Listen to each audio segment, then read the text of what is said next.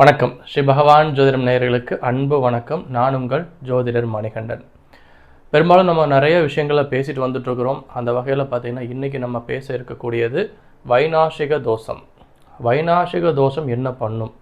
அதாவது வைநாசிகம் அப்படின்னு சொன்னாலே காரிய தடை. நம்ம எதை செஞ்சாலும் எதை தொட்டாலும் அது நமக்கு காரிய தடை ஆகிறது. அதாவது உதாரணத்துக்கு எடுத்துக்கணும்னு வச்சுக்கோங்களேன், ஒரு தொழில் தொடங்க போகிறோம், தடையாகுது. ஒரு வேலை வாய்ப்பை தேடி போகிறோம், தடையாகுது. ஒரு வருமானம் வர்றதுக்கு உண்டான வாய்ப்புகளை தேடி போகிறோம், தடையாகுது. இன்னும் சொல்லப்போனால் தனக்கு தானே தடை பண்ணிக்கிறது. நாம் ஒரு செயலை தொடங்க போகிற நேரத்துலேயே நம்மளே ஏதாவது ஒரு காரணம் தெரியாமல் அந்த காரணம் நம்மளே தடையாக இருப்போம்.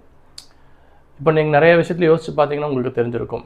காரணம் இருக்காது, ஆனால் ஏதோ ஒரு ரூபத்தில் ஒரு தடைகள் ஒன்று உருவாகும். அது காரிய தடை.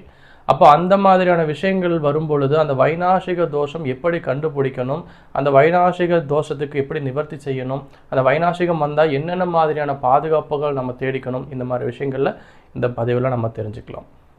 அப்போது ஒரு உதாரணத்துக்கு ஒரு ஜாதகம் எடுத்துக்கிட்டோம் அப்படின்னா, இப்போது மக நட்சத்திரக்காரங்க சிம்ம ராசியில் இருக்காங்க. மகன் நட்சத்திரம் சிம்ம ராசிக்காரங்களுக்கு வைநாசிகம் அப்படின்னு சொன்னாலே அது எந்த நட்சத்திரம் கொடுக்கும்னு கேட்டிங்கன்னா 22வது நட்சத்திரம் அப்படிங்கிறது பொதுவான கருத்து.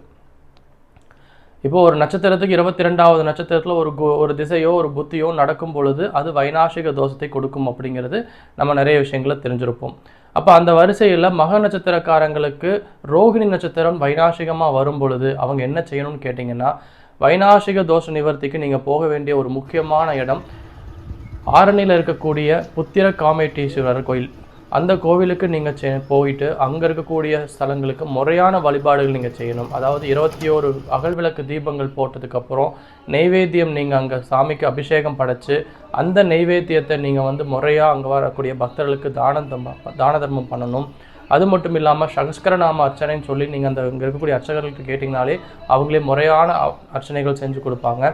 ஸோ இந்த முறையான நிவர்த்திகள் அப்படிங்கிறத நீங்கள் கட்டாயம் அங்கே போய் செய்யணும். எப்போ செய்யணும்னு கேட்டிங்கன்னா, இப்போ மக நட்சத்திரக்காரங்களுக்கு ஒரு குரு புத்தி நடக்குதுன்னு வச்சுக்கோங்களேன். இப்போ இந்த காலகட்டத்தில் குரு எங்கே இருக்கார்? ரிஷப ராசியில் இருக்கார். ரோகிணி நட்சத்திரத்தில் இப்போ தான் மாறி இருக்கார். ரோகிணி நட்சத்திரத்தில் மிருகசீர நட்சத்திரத்தில் போயிருக்காரு.